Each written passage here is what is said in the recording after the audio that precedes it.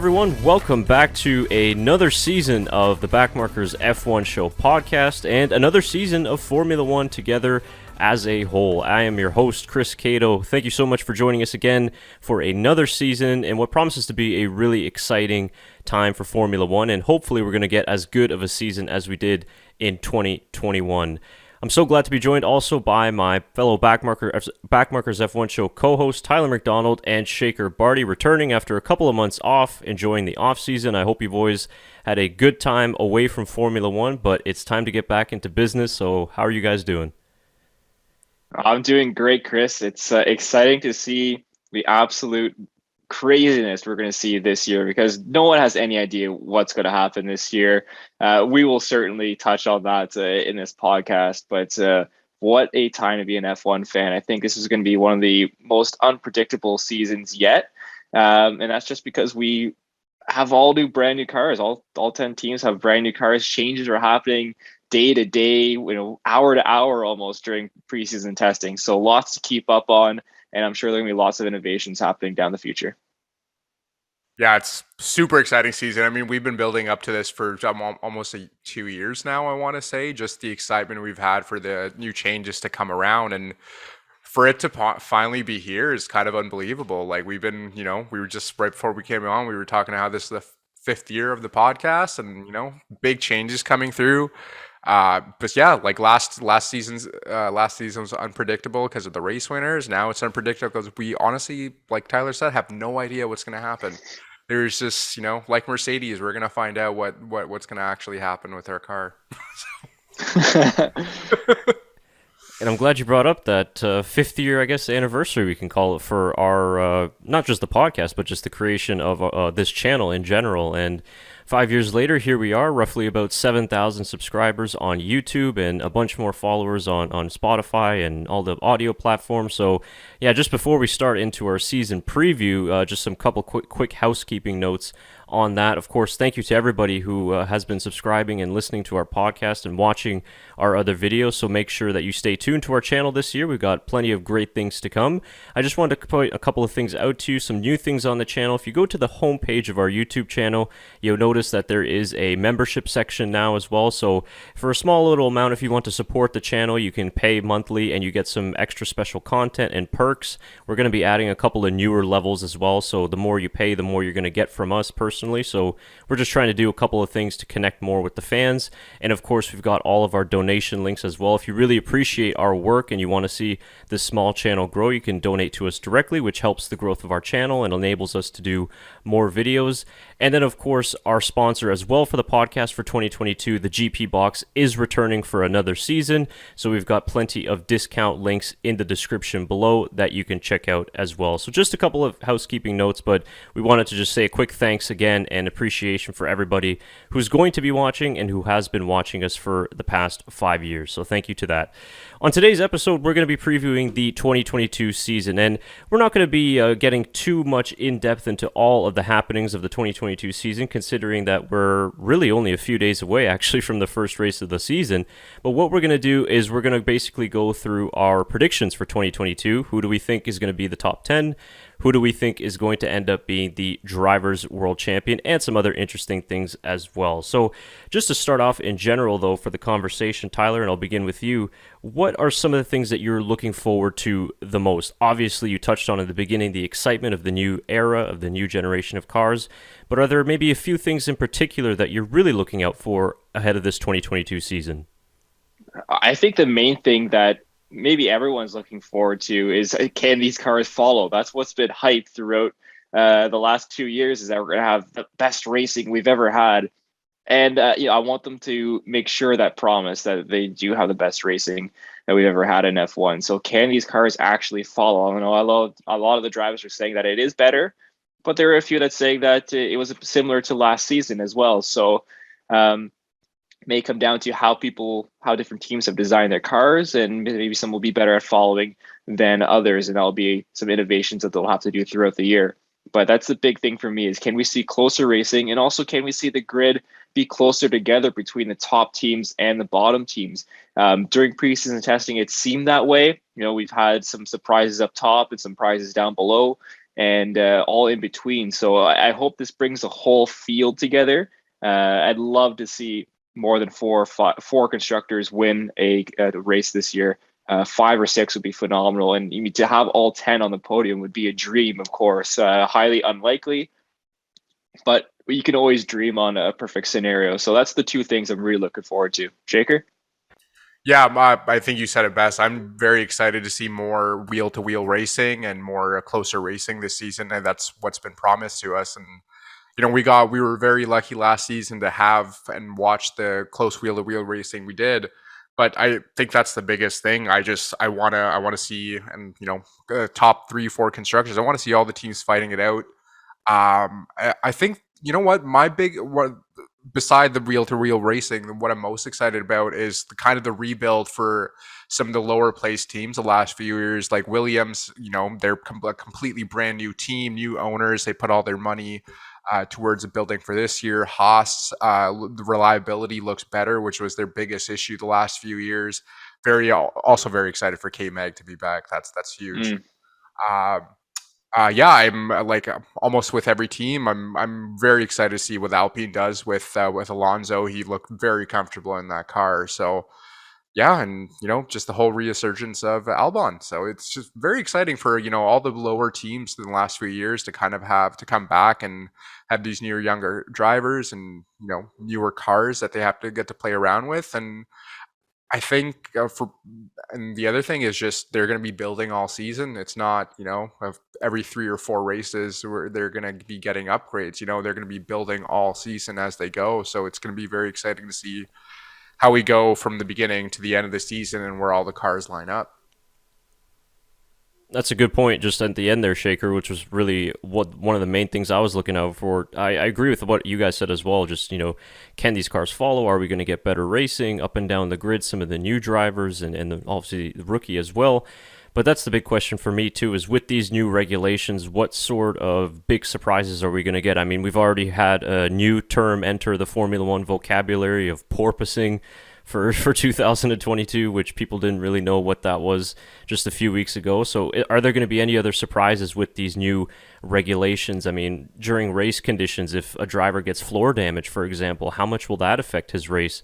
Will he have to retire right away? Will the porpoising that we've seen from some of these cars affect them so much that they'll have to retire from a couple of these early races? And then, like you said, Shekhar, too, by the time we get to the middle point of the season, certainly the end as well, the cars might look totally different to what they resemble right now. So the development race is going to be very exciting and much more aggressive than it was obviously last season, because it's not a carryover year, it's a totally new generation. So with the start of every new era comes a chance for a fresh start, and I'm really hoping that some of these, like you said, backmarker teams will be able to improve, but we'll see what happens in the end. So with that being said, then we can get directly right into our predictions. We're not going to waste any more time, and this is so hard to predict. It's really just kind of a toss-em. I think at the front of the grid, it's a little bit easier to predict, but then after, when you get into the 4th and 5th and 6th best teams, it's really a toss-up. So Tyler, I'll kick it back to you again to start,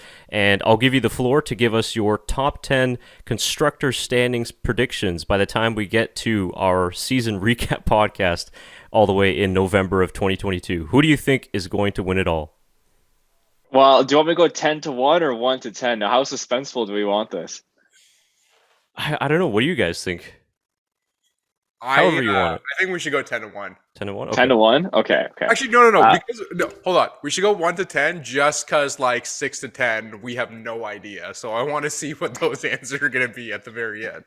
I've got no idea in general. I think, and I'm excited to see how wrong my predictions are going to be at the end of the season.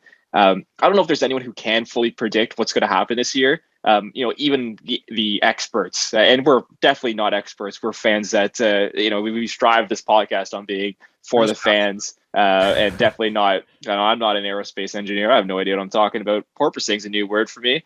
I didn't know that word existed. So like all that stuff. I wanted to add on the porpoising. I want to see how that's going to affect in Imola, where it was a huge issue the first year that they went. So I want to see how what's going to happen in Imola. I also want to add on the porpoising quickly. And I don't know if anyone's talked about it. We're getting off topic here, but I don't know if anyone's talked about it. But wet weather running, there wasn't much of it. But if you're having porpoising during wet weather running and your back end bottoms out or stalls out, whatever they call it, is that going to lead to aquaplaning? Is that going to lead to cars, spinning out on the straight? That might be something to keep an eye on. Again, I have no idea if that's even possible. I'm not an aerospace engineer. I'm not a mechanical engineer. I'm not an engineer in general. I'm not very smart. But it's an idea that pops into my little mind that might be an issue. So if there are smart people out there, maybe let me know that if that could be an issue in the future. Okay, enough about porpoising. No, this is a good question, though. Continue. So starting at number 10, and I feel bad because, this driver, had such an easy go. Well, I shouldn't say an easy go, but he had such a great ride for the last few years, and he's in a new team this year. And Alfa Romeo, I have at the bottom of the list, and I'm not sure if how many people will have them at the bottom of the list, but my biggest issue, and yes, they had a better Bahrain test than they did in Spain, but I still didn't see much out of them. I know Bottas had a nice lap on the C3s at the end of the session. I think it was day 3 he did that on, which is great, but I mean, a lot of technical issues. They just don't seem to have that extra edge. I love their new livery, but yeah, so I have Alfa Romeo at 10. Number 9, maybe a surprise, is Alpine. I really think they're behind the 8 ball. It doesn't seem like they have a lot of stuff going forward for them. Again, I'll probably be completely wrong. It's Fernando Alonso. I'm sure he'll find a way to win, but it just seems that they didn't really do anything to impress me during their 6 days of testing. Number 8, I have Williams F1 team. Again, building on momentum from last year, they seem to have some solid results in testing, but of course that big fire from Nicholas Latifi is a worrying issue, and I might have had them higher up on my list if there wasn't that fire, but it seemed that they just couldn't figure out the small little components or they did figure it out, but that's a big issue that you're going to have to figure out with your rear brake system. So reliability is kind of on the question for Williams for me. Number 7, I have Haas all the way up at number 7. I was really, really impressed with them, and I was debating putting them higher, but I think it's going to be so close in the midfield that, it's going to come down to some driver experience. Yeah, awesome. They have Kevin Magnussen back, Mick Schumacher in his second year. But they really impressed me, some of the runnings I did. Now I know some of it may be disproportionate because they got to do it after in better track conditions an hour later than everyone else, but I still think it's something to keep in mind. I think over long-term runnings, they were about 0.3 behind the fastest car. So I mean, that's a lap, I should say, which is very, very good if you're considering from what Haas has come from. So I have Haas at number 7. At number 6, I have Aston Martin. I thought that they had a quiet test session, but nothing too spectacular. We've seen this in the past from them where they have quiet test sessions and all of a sudden they come out with a blazing fast car. So maybe that will be the case. But for what I've seen from testing, I have them at number 6. Number 5, I have AlphaTauri.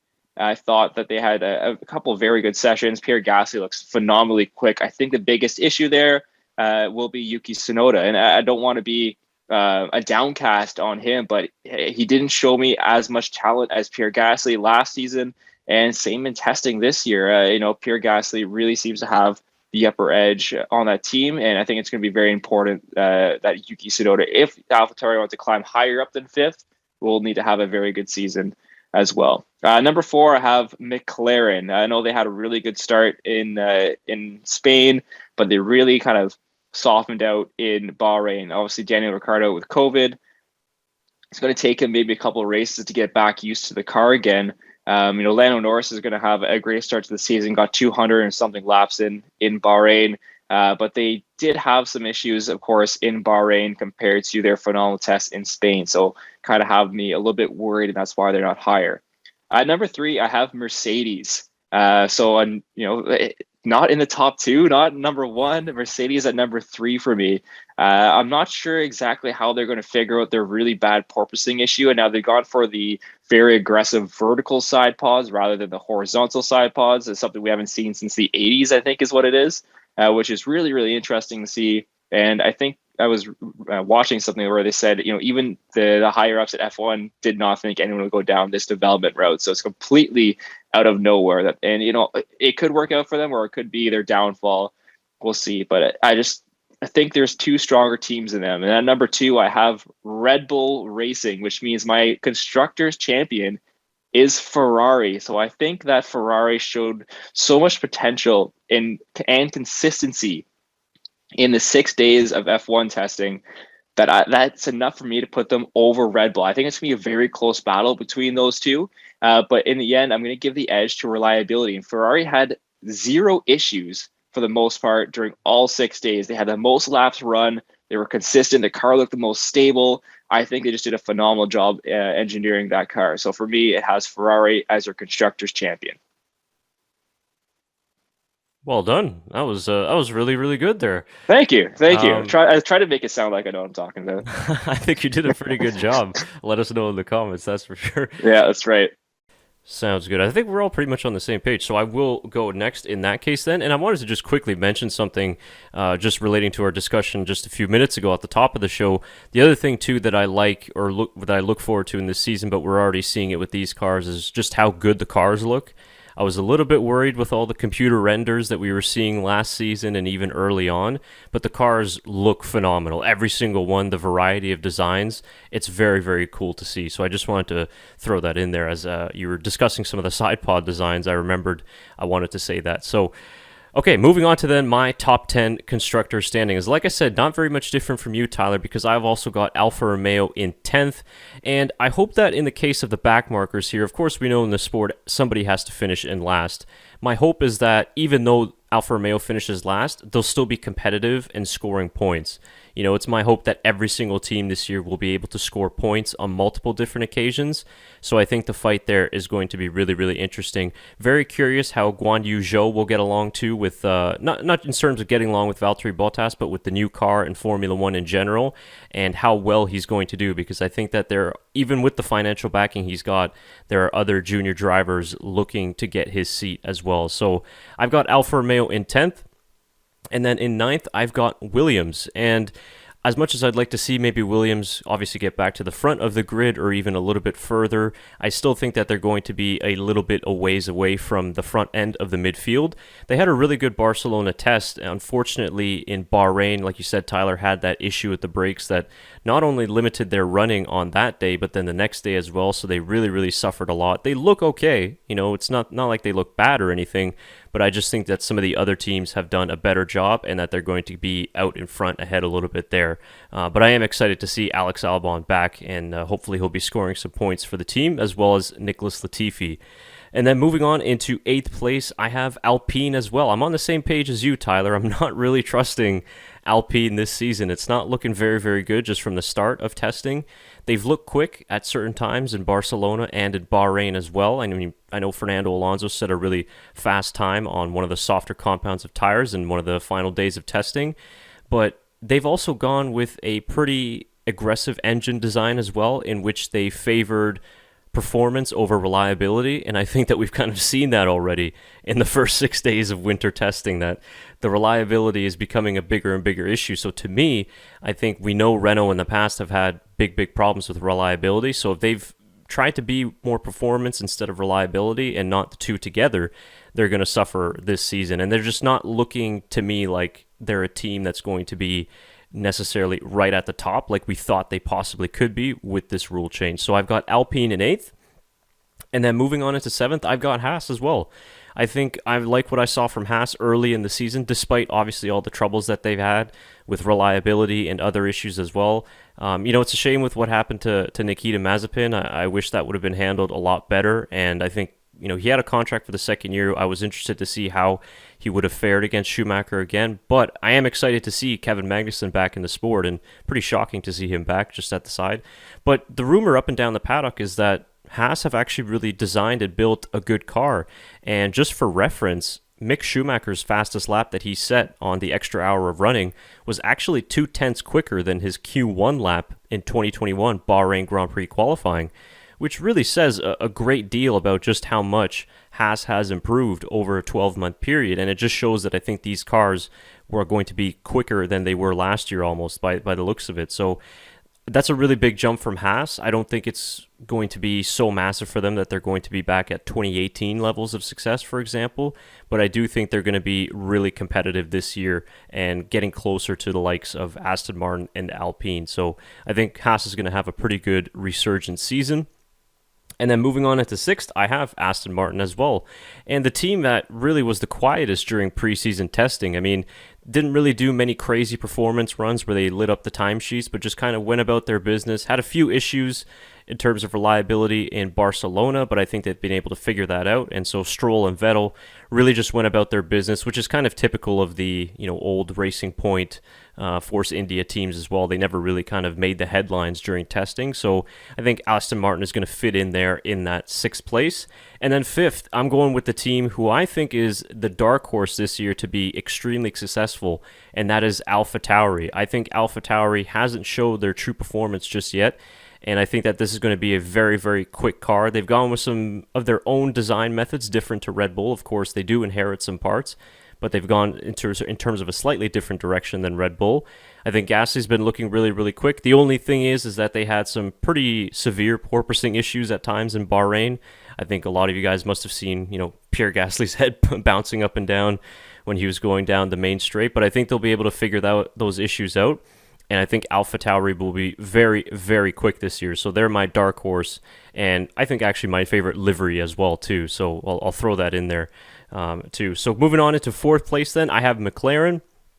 After Barcelona, McLaren were looking like a team possibly maybe worthy of the top three.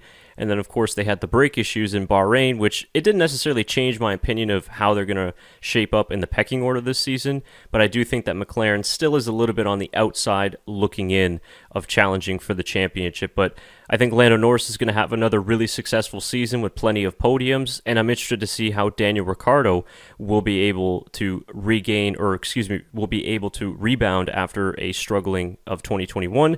And I also think that McLaren is probably the team that has best figured out that porpoising issue. So that might bring some early season success for them while the other rivals catch up. And then getting into my top three, it is almost identical to yours, Tyler. I do have Mercedes in P3 as well. I know that a lot of people are thinking that they're sandbagging in the preseason testing, and of course all the comments from Hamilton saying that they're not even a race winner yet and that they're going to be behind and all these types of things. I know that they've said that in plenty of seasons past, and they've won 8 straight constructors titles. But I do think that this year it is slightly different. I do think they are struggling, and they're probably not at the moment right now a championship contender. I do think that they'll get there within, maybe half a season or less because, their innovation is pretty quick and they've got plenty of smart people working there. But the side pod design is going to be really interesting because Gunther Steiner of Haas was saying that that's the concept that they initially thought of, but then they went with the wide side pod design, much like some other teams, and they think that that is going to be the successful type of design. So have Mercedes got it wrong? We don't know, but they're certainly struggling quite a bit as we saw from Hamilton and Russell in testing.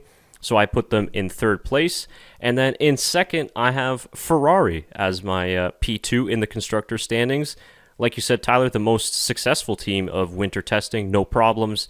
Very smooth running, and I think that Ferrari are going to have a lot of early season success because they don't seem to have some of these issues that the other teams are having. The car is very well behaved, it's very well balanced, and I think that will help them in the early part of the season. But I do think that ultimately they will lose out as a constructor to Red Bull because I think Red Bull, just being the defending drivers' champions and being close to a constructors' championship last year, I think they're in a better position to win the constructors' championship. But it is going to be a little bit different when it gets to my Drivers' Championship prediction. So I'm going to be interested to see what you guys have to say for that. But that is my top 10 constructor standings. And of course, finally, last but not least, Shekhar, turn the mic over to you and let us know what you think top 10 will be this season. All right, so I thought I had similar predictions to you guys, which I do, but I have one bold difference, and I'm gonna say why. So Same as you guys. Number 10, I have Alfa Romeo. They just don't look that great of a team so far this year. And it's just Valtteri and, new drivers and new season. So they're just going to take a little bit of adjustment. I could see them, challenging who I think is going to be the number 9 team is Williams, very similar to you guys. I honestly had a very hard time deciding between the top, the bottom 5 constructors teams from last year, just to put them in place. And I think it's going to be very tight between Alpha, Williams, and yeah, we'll see how it goes. I think it might change around. And then I have number 8, Haas. Reliability looks really good. Excited to see K-Mag back in the seat. I think they're gonna, break some top 10 positions. Maybe not every race, but I see them getting some points to, and like you said, Chris, not be as successful as 2018 for a Haas season, but I think they're gonna make a decent comeback. Number 7, I have Aston Martin. Just haven't seen too much from them this season, from testing to really put them into place. But I think with Vettel, I think they'll be in a good spot. He looks a little bit more confident this year in the car, and Vettel, he always performs better in his second season. So yeah, and it's we'll see how it goes. The number 6. So these next 3 are like different for you guys. So number 6, I have AlphaTauri. Pierre Gasly looks very strong this year, as he did last year as well. So I expect him to take a majority of the points for AlphaTauri, with a huge support role from oh my God, what's the driver's name? Sonoda. Yuki. Sonoda. That's what I'm looking for. Yeah, so support driver Sonoda, and he looked much better at the end of last season than he did probably what he was going through in midseason. Sorry, my dog moved and it's creeped me out. Make sure you leave that in there. Yeah. Number 5 and number 4, I'm gonna have to justify because that's the main difference for me. At number 5, I have McLaren, and I'm also gonna give you guys my number 4 position just to say why. I have Alpine in number 4. So the reason for this is I think McLaren's drivers, Danny Rick and Lando, are going to get each other's way this year and not be performing as a team to get those constructors points to bring them to the top 4 position. I think, one driver is always going to perform better than the other. As last season, they're going to be way too competitive to get the constructors points, I feel like. But I'm expecting huge performance from Danny Rick this season after he gets settled in the car. But I think they're way too competitive of drivers, and they're way too similar drivers in terms personality wise and I think they're going to get. Oh, you muted yourself. Fuck, did I do that? Go back like 10 seconds. But that's why I think I have Alpine placed at number 4, because I think both Fernando Alonso and Esteban Ocon worked really well together last season, and had their performances not just for themselves but for the team. And we saw in the last 5 races they were gelling really well together. Yeah, I'm not too confident in the car yet, but I think the 2 drivers will pull through probably 4 or 5 races in and get those constructors points that they need. Probably not in the higher positions, but probably between 5 to 10 to get them that constructors position spot. And then my top 3 is the exact same as Chris, actually. So I have number 3 Mercedes, same thing. I just don't think they're there yet, but I think they'll probably get there, a quarter way through the season with George and Lewis working together. But I think it's going to, the last half of the season is going to be very tight between Ferrari, Red Bull, and Mercedes. Number 2, I have Ferrari. And the reason for that is very similar to the McLaren reason. I think Carlos Sainz and Charles Leclerc, now that they've kind of got to know each other And we all know how competitive Carlos Sainz does get when he gets comfortable in a car. So again, I think they're going to get each other's way and not get those constructors points that they need for the team, and going to be way more individual performance from both of them. Ferrari looks really good. So, I would not be surprised if they end up taking both, if they end up taking constructors in the end. But I think the teamwork of Red Bull and Max and Sergio is going to pull through for constructors, because we saw how well Sergio Perez performed as that secondary driver to be the exact driver that the team needed. And I think he's just so much more comfortable with the team, and he knows what he can provide for them. So, yeah. All right, very good, very good. Well, we got all of our predictions in, and I guess really the main difference in all three of our predictions is Shekhar's faith in Alpine and Tyler and I's lack of faith in Alpine. That's really the only big difference. Alonso, specifically. Faith in Alonso. Fair enough. I do like your point, though, of the teamwork model. I don't think I really took that into consideration. I was more going with car performance, but that is a really good point that Ocon and Alonso do work really, really well together. So something I didn't take into consideration, but I think actually it might jolt Alpine up the order a little bit. So smart play by you, Shekhar. Thank you. Yeah, Big and if that's honestly what a lot of the why I have McLaren, Alpine, and Ferrari and Red Bull place. Or I would my order would have been the exact same as yours, Tyler. But I think those are the reasons I ended up changing it around. And I have same thing with AlphaTauri. I think I would not be surprised if they end up. I have them placed at 6, but I wouldn't be surprised if they get 5th this year either.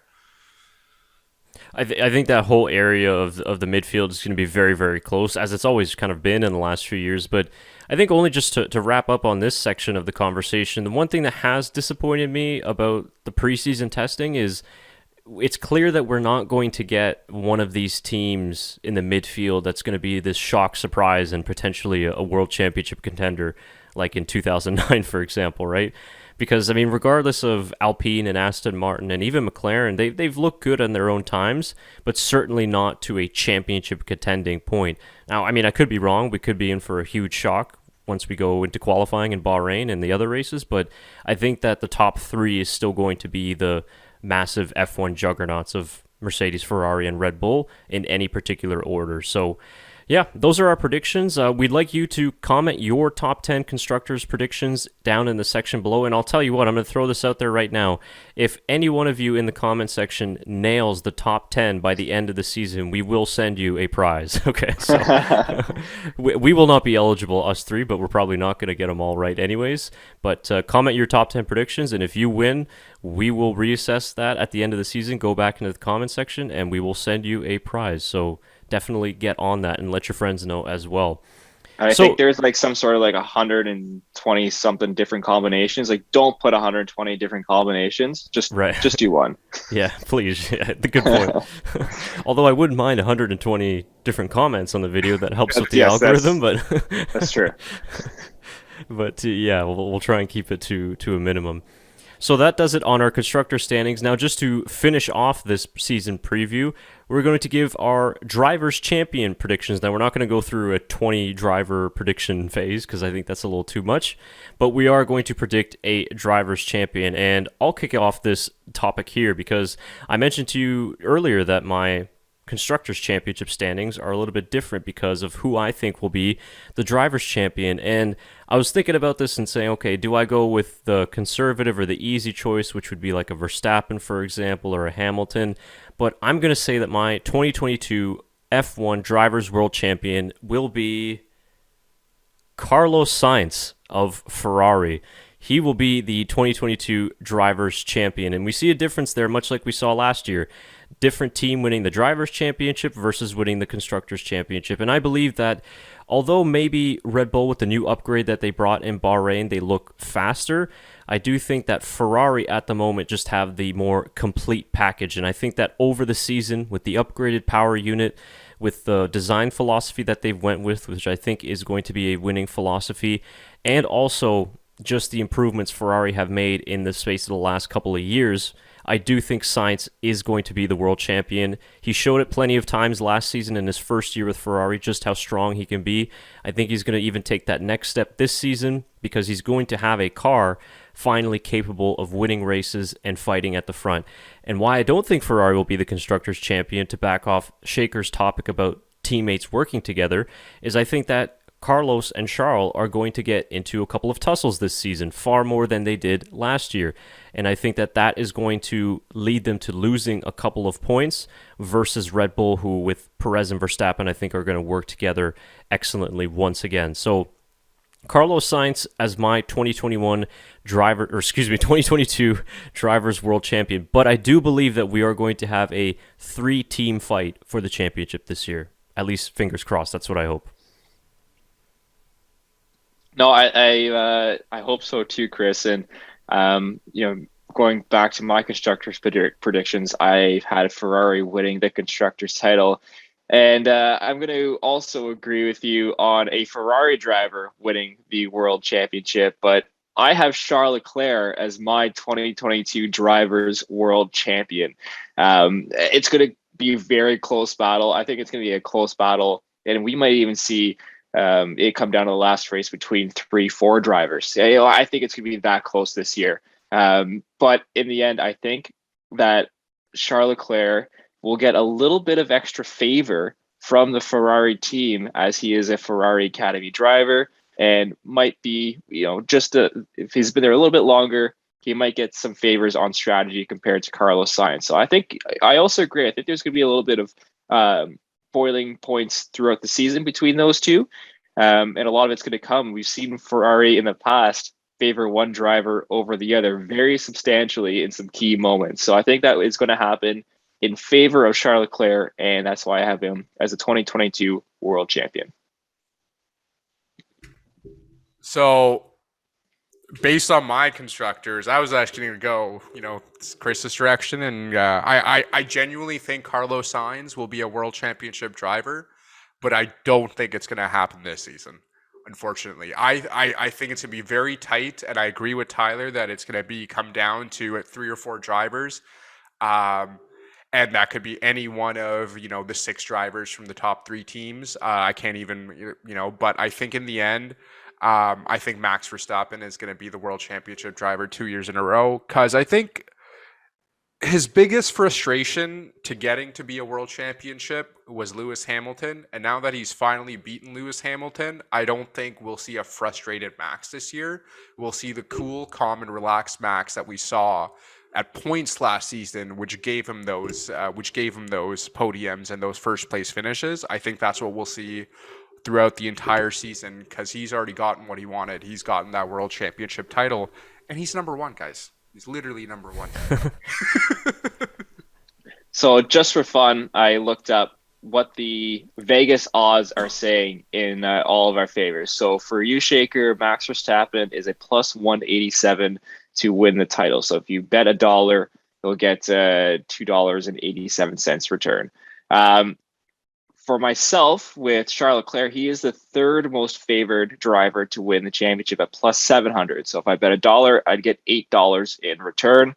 And for you, Chris, Lando Norris, sorry, pardon me. He's right below Carlos Sainz. Carlos Sainz is a plus 1,200 option to win the title. So if you bet $1, you get $13 return.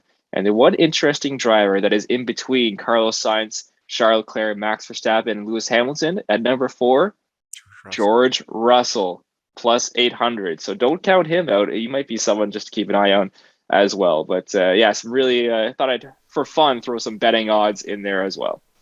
So you're saying I could make some money? I'm saying you could make some money. And if you want to parlay that, Chris, with a double of having, let's see, where can I find Carlos Sainz? Where can I find Carlos Sainz and Red Bull winning? So Carlos Sainz winning a title and Red Bull winning the constructors, your $1 bet would pay you $151. So there might be an option there for you. The trick to gambling is you just put a little bit of money in everything. My trick is I just never start, and then I just that's probably a smart thing. Yeah, I've never understood the odds and stuff. I watch every UFC card and stuff like that, and they're like, oh, this person's plus, and I'm like, oh, okay, what does that mean? That's a great fight. Yeah. Yeah, it's like thankfully John Anik's like a degenerate gambler, so he always explains it pretty well. But like you just did, Tyler, just like okay, if you bet $1, then you get this in return. But other than that, I'm not sure. So yeah, maybe we'll put a little bit of money on it, and by the end of the year, we'll all be millionaires. You never know. Maybe. I'm just hoping to make $10. Yeah, I think that's a good way to go about it. Yeah. The odds are certainly interesting, though, and yeah, it's funny how the three of us don't have a Mercedes driver winning the championship this year, so it's interesting. We'll see what happens, but I definitely don't count them out just yet. And like I said, they still look very, very quick.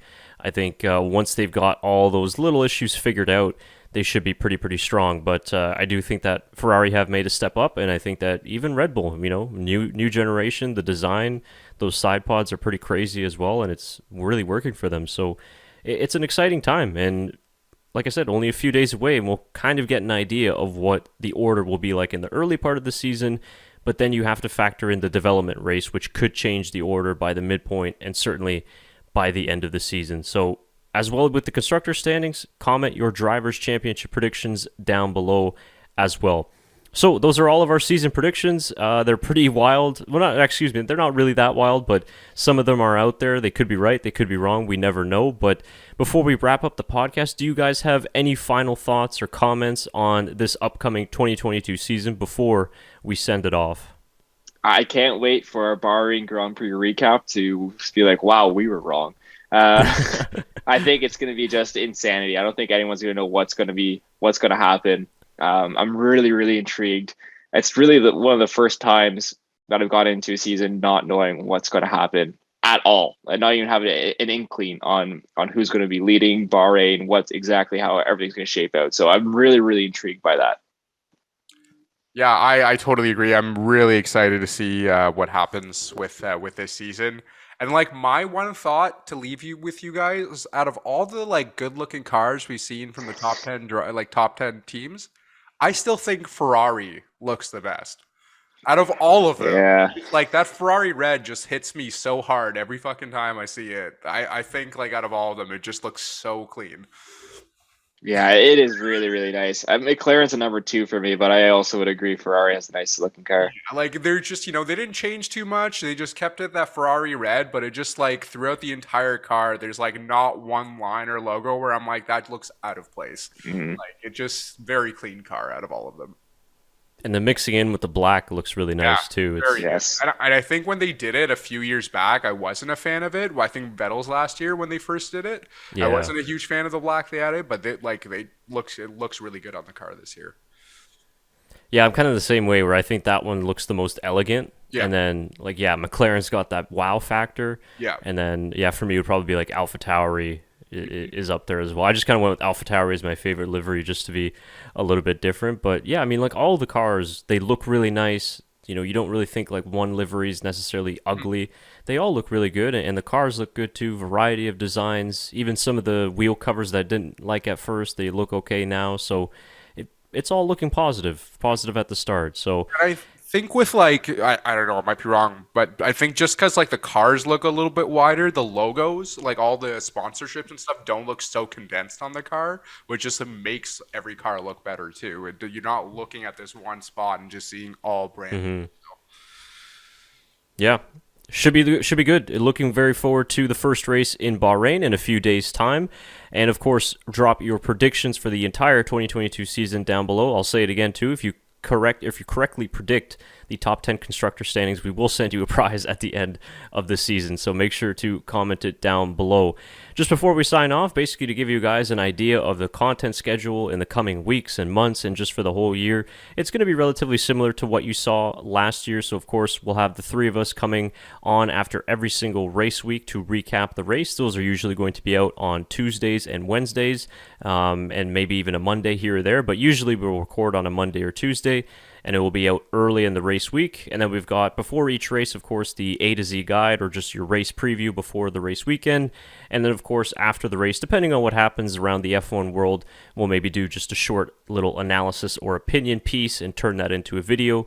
And that will be just the rough idea for content schedule. I think if you guys notice, if you've been following us for quite some time now, we don't like to necessarily put out a direct schedule, like on Tuesday or Friday we'll put out this video, because something happens always. Like a couple weeks ago, I just got a little bit under the weather and wasn't able to do videos during testing, so I never like to put a exact date on it and then not live up to that expectation. So to stick with us, of course, follow us on social media. All the links to that are in the description below.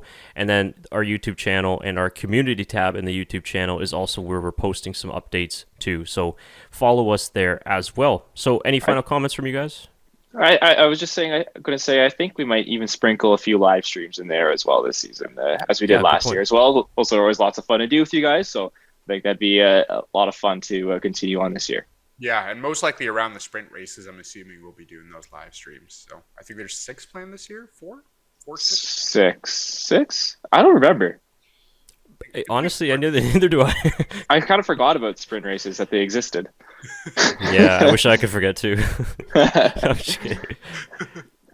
Yeah, I'm glad you brought up the live streams too. That actually slipped my mind. So yeah, we'll definitely do some live streams, probably for races that are a little bit more closer to our time zone, but we're going to let you guys know well ahead of time before that happens. There's 23 races scheduled this year, so plenty of live stream opportunities for us as well.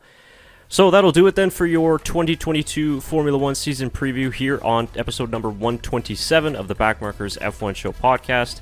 Thank you very much, everybody, for listening to this episode, and we really hope that you guys stick with us for the entire 2022 season, and we hope you enjoy our coverage of F1 racing this year. So for Tyler McDonald and Shekhar Barty, I'm Chris Cato. Enjoy the first race in Bahrain. We'll be with you shortly to recap all of the action. It's bye for now. Thanks again.